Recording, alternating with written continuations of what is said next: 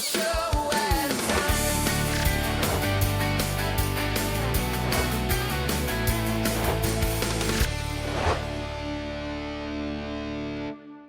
Hey, welcome to the Calling All Detailers podcast. I have Vanessa from Full Throttle Detailing. How's it going, Vanessa? Everything is going good. It's going Great. fantastic. Where are you from, and how did you get started in all of this? I'm in Rosharon, Texas. I got started by accident.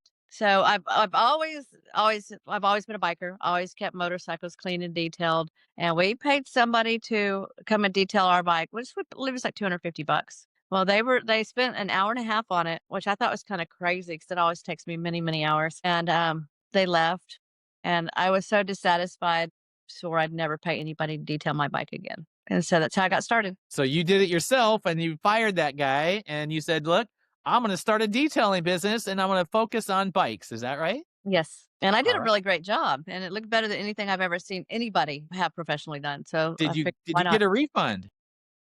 No, I did not get a refund. Great, great. So, as with the last couple episodes of the podcast, you are also part-time and you are a paramedic full-time. Tell Yes, me how correct. that's going. Hey, that's going good. A lot of patient care. I like detailing because I can just free my mind and get in my headspace and get busy with it. I see a lot of tragedy, and a lot of things just hurt my soul. There's a lot of illness, a lot of disease. So just I'm good at it, but I kind of like detailing. It's fun. Great. So, but you work a lot of hours and detailing is a little bit more on the side. Is that Yeah. shit?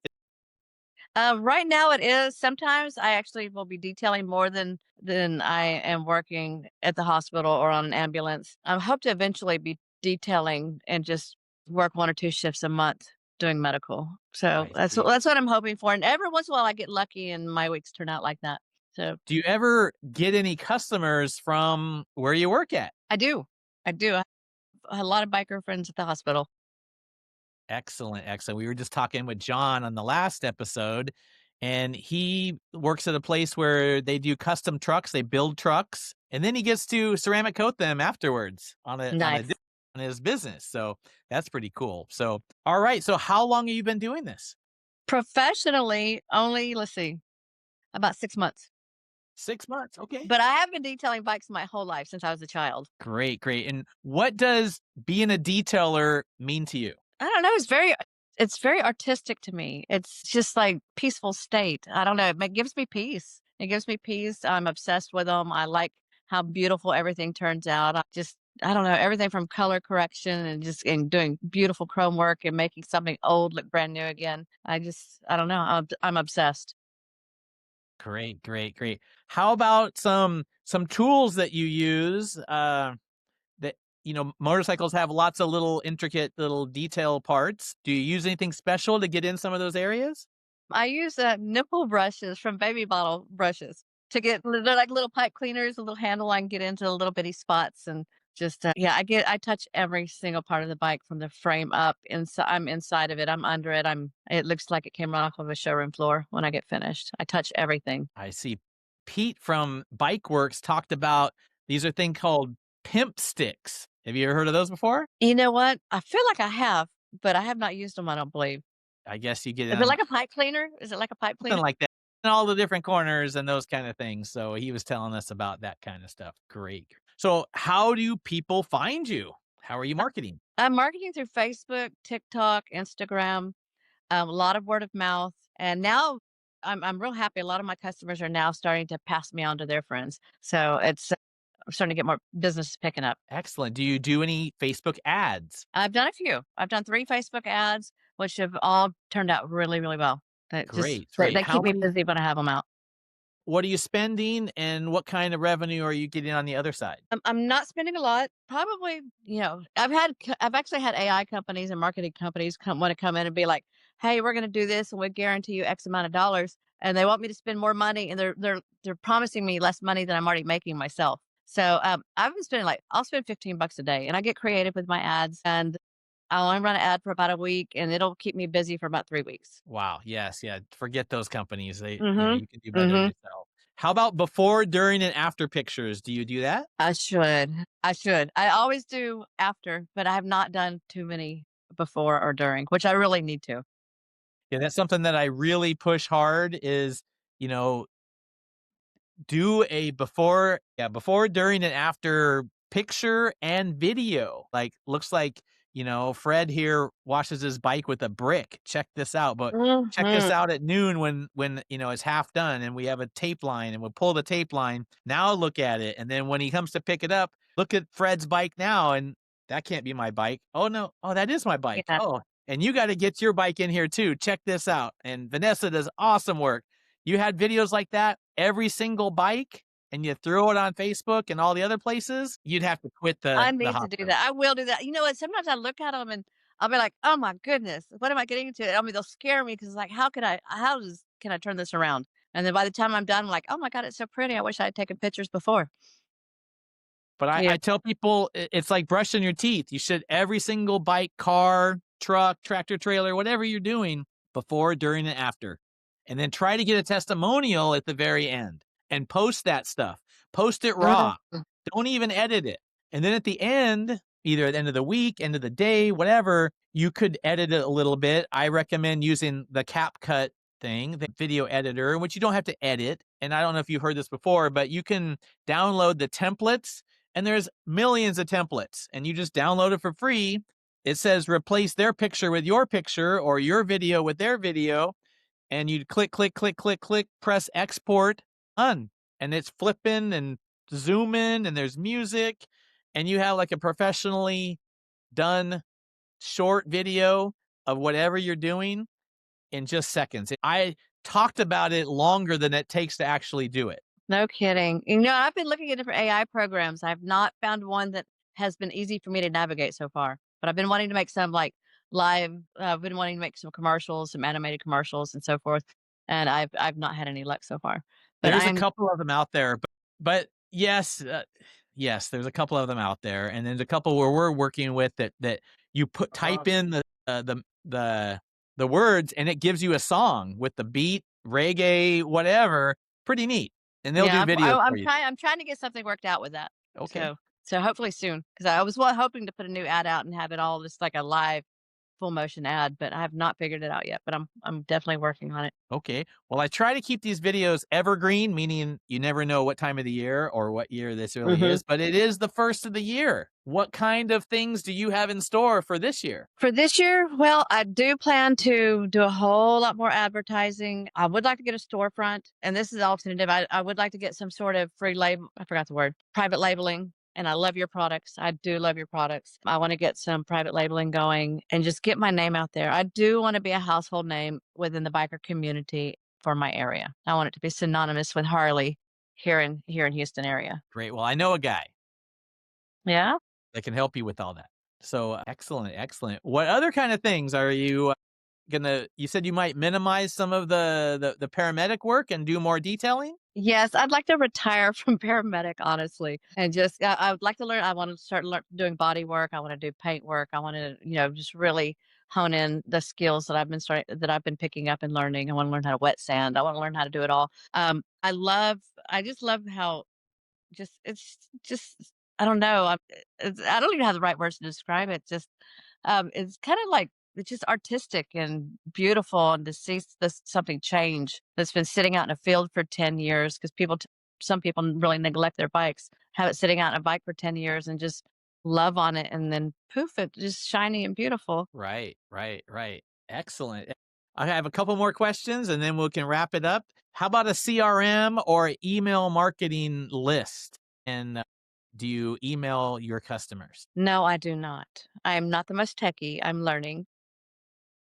I'm just all I'm saying with that is if, Facebook closed, you wouldn't be able to advertise, but you could have an email marketing list and you could just be, "Hey, I have a, Christmas special or a summer special. Let's brush off the winter and get the spring special going and get your bike so you can get out there ripping up the highway." And, you can do that on all the social media stuff, but you could also email is still relevant and pretty effective to the pointed audience. Okay, I did not realize that. So And then all your I'm customers learning. all your customers, you ask them for their address and their phone number and their email address, and there's a couple different ways you can market. So there's always the email, you email them, at least once a month. You know, it's Hanukkah, and you have a 25% discount code if you get your bike in here before Christmas. Whatever it is that you're talking, you give some, and then check out my videos of before, during, and after, and check out the last bike that I did, and if a referral, if I'm just giving you some ideas on marketing. Mhm. And so, oh, if there's a referral, if you refer for your aunt, then you get another 25%. You get 50% off this month if you get your bike in here. So there's all kinds of different things. And if you touch your customers on email, you can call them, ask them, you can text them, and you can even use a postcard. You can get postcards made, and snail mail still works these days. And if you touch them if you did that every single month and you actually contacted them 4 times every single month, they might have threw away your postcard, never Mhm. ignored your text, but they can't get away from your phone call. Or maybe they did. They went to voicemail, but they got your email, and then they said, okay, that's what we're doing on Saturday. We're taking our bike to Vanessa. So that's kind of the marketing thing that I talk about with people all the time. Okay, okay. I'm going to work on it. I had not thought of these things, but I am going to work on it. I'm currently mobile. I do not allow anybody to come to my place because I'm residential right now. But I work in everybody else's garage and I make myself at home at their home. Okay, and how does that work? I mean, you need a lot of light. Are you bringing lighting with you? Yes, I bring lighting with me. I bring lighting. I bring my personal hot water heater. I mean, portable power washer just in case I've got to get in and really get some stuff out that I can't get with a little elbow grease. See, that's a tool that I never thought about, is a portable. I don't know what you're talking about, but I've seen the portable for tea and coffee that you plug it in and it gets warm water, and you can't clean anything with cold water really. Yeah, it's So like that, but supersized. super size. Okay. And then other people have extractors and steam machines, and we used to have a steam machine here. And so all of those is good. But if you're mobile, you probably don't have, all those kind of tools. Not yet. I've not done a lot of cars. I'm wanting to get some extractors. Cars don't excite me the way that bikes do. I'm wanting to move into aircraft. I'd like to do airplanes, but I will do car. I need to get better. If I can specialize in really nice cars that I like, perhaps I'd find more interest in it. I'm just goofing off, and that's what it feels like, anyways. You know? Goofing off and making money. Are Yes. you How about your rates? What do you know what you're making an hour? I'm incredibly competitive as far as pricing goes. Right now, I've been averaging, with as long as it takes me to do, between 40 and $50 an hour. That's pretty good. That's And I'm pretty happy good. with that. I'm happy with that Okay. right now. I'd like to, once I'm really confident and I can train somebody to do it like I do it, because I'm very obsessive is the only word I can think of. I'm very obsessive with every inch of what I'm touching. If I could train somebody to be as thorough as I am, then I will hopefully grow it and get bigger. But finding somebody that thinks like I do is kind of hard to do. I hear that all the time, all the time. Yes, $50 an hour for being mobile and doing this part-time, I think that's a great price. If you have a shop and you have employees and you have insurance, all these overhead things, then I really push your minimum should be $100 an hour, It sounds minimum, better. And you know or what? And even. that's about the going rate. Getting my foot in the door, I just came in low. And it's like this is the bare minimum I can survive on. So that's what I do. And the other way that I look at it is you're a professional. I mean, you probably, I'm just generalizing with other detailers as well. You might have burned some paint. You had to learn. You have all these trials and Mm, tribulations, and that takes time. I mean, try to hire a professional anything. Try to hire a plumber. A plumber mhm. here costs about 250 Mhm. an hour. So you better get it done in 1 hour, is what I would tell them. Absolutely. Yeah. And you're a professional as well, and everyone else is. So, 100, $200 an hour, work fast, be a professional. We talked with Rob Torres, and he really, he goes out to the high end neighborhoods, and he's fully professional, uniform, hat, everything is, above grade, and, it's all good. So anyways, $50 an hour, but you're gonna move towards $100 an hour, and, you might like to do planes and high-end cars, is that right? That's right. That's what I'm hoping. That's the goal. Alright, alright. So this podcast used to be called the 10X Detail Podcast, and do you know what 10X means? No, I don't. Well, don't do things at 1X, do things at 10X. So then the next question would be is, what does 10x mean to you? But if you don't know, I can just tell you. You know what I Like, mean? you can tell me 10, but I kind of I get it 10 times, you know, Yeah. So, 10 you know, times a lot harder, of 10 times more, 10 times more, everything, yes, everything, 1,000%. everything is at 10 times. I guess the whole thing is if you made $50,000 a year and you say, I only want to make $60,000 a year next year, look at this. I'm going to make $500,000 this year. And if you fell short at 300,000, it sure beats 60,000, right? Absolutely. It's a mentality. It's a way of Absolutely. thinking. It's like, I'm going to do as many bikes as possible. I'm going to charge as much as I can. I'm never going to sleep. I'm just going to eat detailing bikes and I'm just going to just make as much money as possible. And then you come up for air and you're like, wow, I made a 300 grand and maybe I didn't 10x it, but I 6x it. Yeah, that's good too. Yes. So That's fantastic. that's what it really means. So, Great. Thank you. all right, Vanessa. Well, it was awesome talking with you on the show here, and we will catch up with you maybe in a year from now and see if maybe your full-time gig has tapered off and you're doing detailing full-time. Thank you. Thank you for All having right? me too. I appreciate it. No problem. We'll see you on the next show, all right? Yes, sir. Bye-bye. Great. Take care.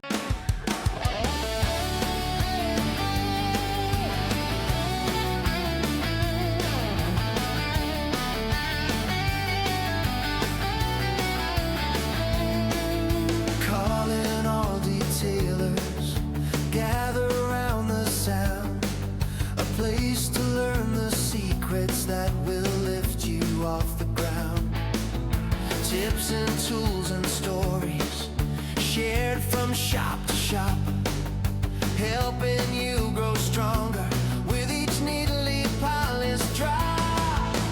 Calling all detailers podcast, guiding every grind, helping detailers make more money, one show at a time. From the first rinse of the morning to the final shine at night, the wisdom in each episode will help you get it right. Raise your rates with confidence, let your business climb. Tune in and keep leveling, one detail at a time. Calling all detailers podcast, guiding every grind, helping detailers make more money, one show at a time.